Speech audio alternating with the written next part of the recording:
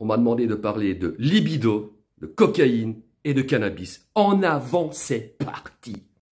Alors, les deux produits susnommés, effectivement, augmentent l'excitation sexuelle, mais de manière artificielle. Donc, on augmente quelque chose de manière artificielle, c'est jamais bon.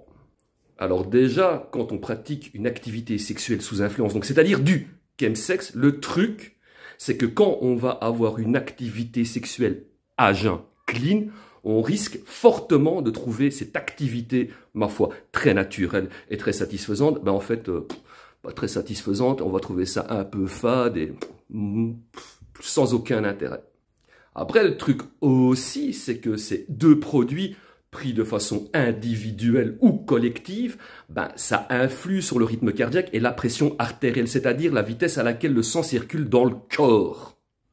Et comme nous, les hommes, on a besoin d'un minimum de pression artérielle pour remplir notre corps spongieux, ben voilà, ces deux petits produits, individuellement ou collectivement, ben vont influer là-dessus. Donc, le manche ne sera pas très manchu.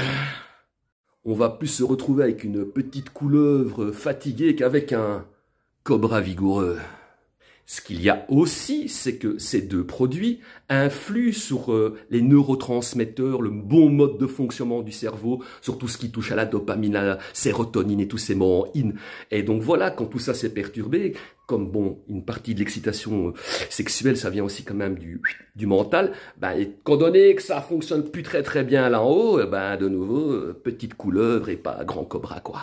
Et j'avoue très franchement qu'à chaque fois j'ai eu l'occasion de me rapprocher d'une madame en étant un peu comme ça, un peu comme ça, franchement, la vérité c'est que voilà, couleuvre, pas cobra, c'était jamais très satisfaisant à ce niveau-là. Eh oui.